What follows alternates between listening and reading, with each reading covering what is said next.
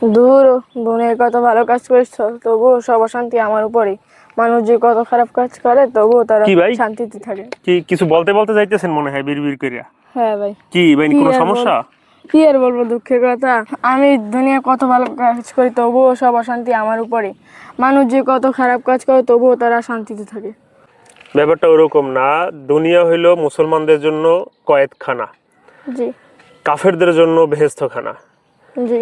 তো দুনিয়ায় যারা ভালো কাজ করবে তারা একটু কষ্টের ভিতরেই থাকবে, কারণ দুনিয়া হলো মুসলমানদের জন্য পরীক্ষা কেন্দ্র, ইমানদারদের জন্য, মুমিনদের জন্য পরীক্ষা কেন্দ্র। তো আপনি ভালো কাজ করেন তো দুনিয়ায় শান্তিতে থাকার জন্য না, আল্লাহ তাআলাকে খুশি রাখার জন্য, তাই না? হ্যাঁ। তো দুনিয়ায় একটু অশান্তি হবেই। মারা যাওয়ার পরে দেখবেন আপনার শান্তির অভাব নাই। আপনার জন্য যদি জান্নাত হয়ে যায়, বাজেট হয়ে যায়, তো এর থেকে তো আর শান্তির কিছু নাই। জি। তাই যারা এখন দেখবেন যে দুনিয়ায় ভালো কাজ না কইরাও, খারাপ কাজ কইরাও ভালো আছে, তারা মারা যাওয়ার পর তাদের জন্য শাস্তির ব্যবস্থা রয়েছে।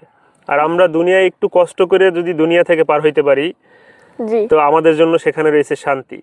তো আল্লাহ রাসূল সাল্লাল্লাহু আলাইহি সাল্লাম বলেন, আদ-দুনিয়া সিজনুল মুমিনি ওয়া জান্নাতুল কাফির। দুনিয়া হইলো মুসলমানদের জন্য কয়েদখানা এবং কাফেরদের জন্য বেহেশতখানা। তাই মন খারাপ করা যাবে না, মনের ভিতরে কোনো কষ্ট রাখা যাবে না, ঠিক আছে? ঠিক আছে। দুনিয়া থেকে বিদায় নিতে পারলে ইনশাআল্লাহ আমাদের জন্য রয়েছে শান্তি।